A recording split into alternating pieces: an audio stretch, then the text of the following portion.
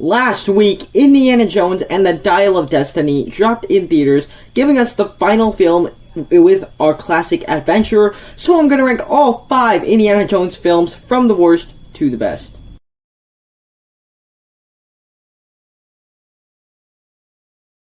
Hi, my name is Ethan and I talk about a bunch of movies on this channel. If you're new here, down below in the comment section, share your ranking of all 5 Indiana Jones movies.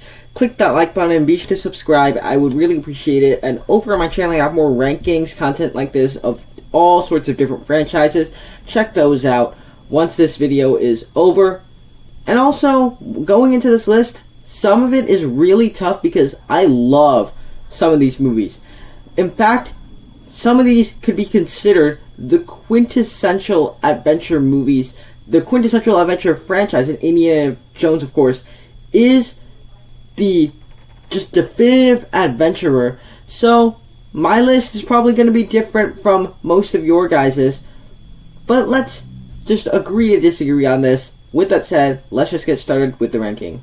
Coming in last place is Kingdom of the Crystal Skull. This is a film that it just simply feels out of place with the rest of the Indiana Jones franchise, and it just feels like the people behind the scenes of this movie just didn't understand what made Indiana Jones a classic franchise.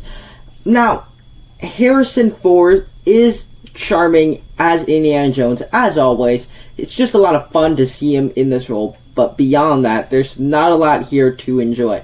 There's so many goofy sequences and plot lines in this movie. With all the sequences put into this movie, you have a car chase in this film, and there's like green screen in the back, there's like bad CGI all throughout it. You also get like maybe the most ridiculous sequence in this entire franchise where there's a nuke and Indiana Jones goes in a fridge and the fridge like falls down a cliff and he just walks out like he's fine, as if he didn't have any broken bones or even just die from that. 2, 1, 0.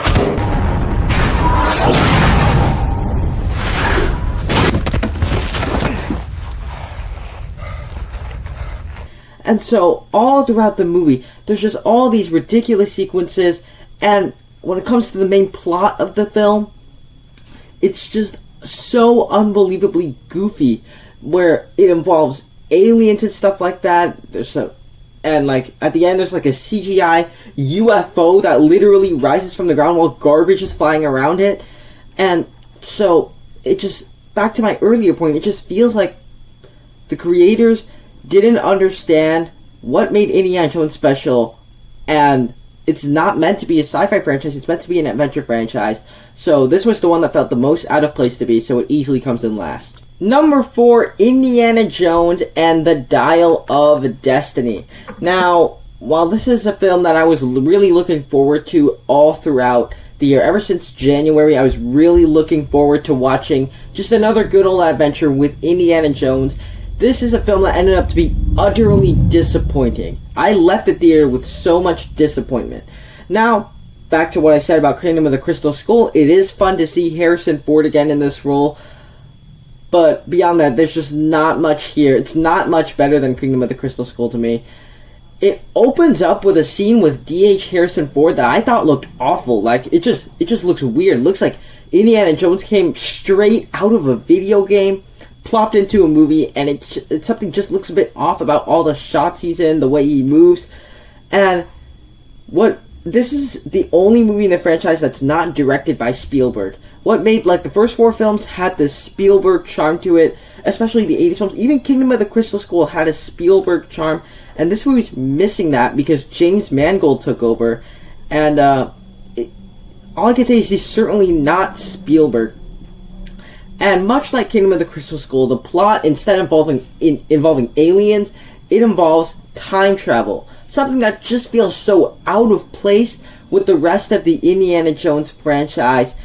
And what really unfortunately kills this film is that all the new characters, the main plot with Miles Mickelson and Phoebe Waller-Bridge added into the mix, I just didn't really care about any of it. And so a film where I actually went in really excited, one of the rare times where I left the theater feeling utter disappointment.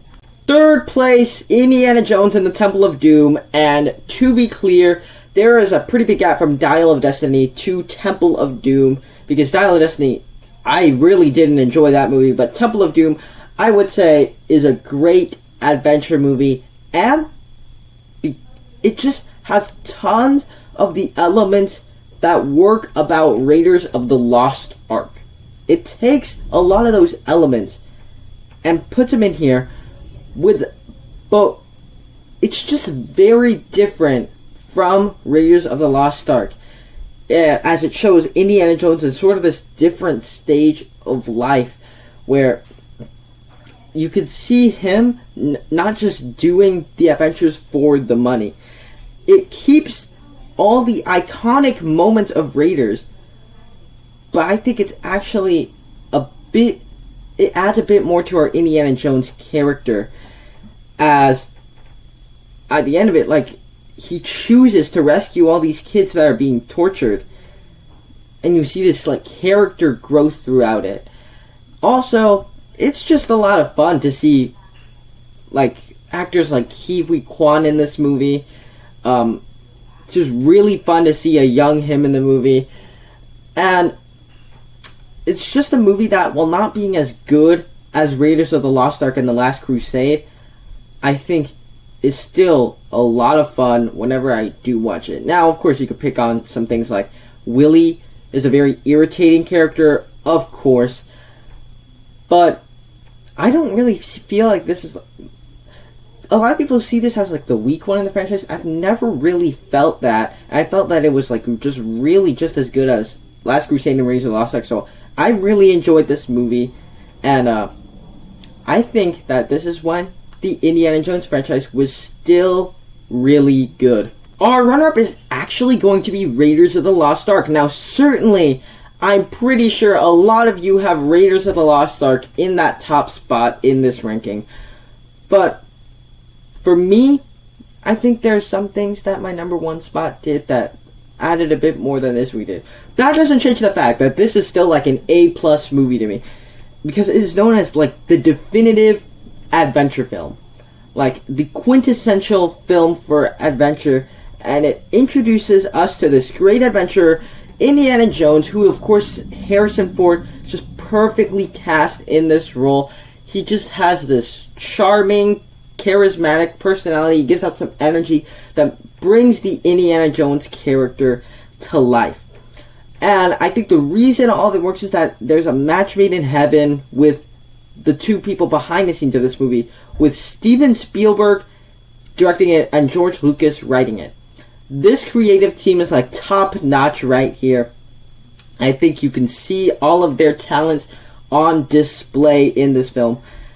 But beyond that, it's just an iconic film filled with memorable and iconic moments from beginning to end.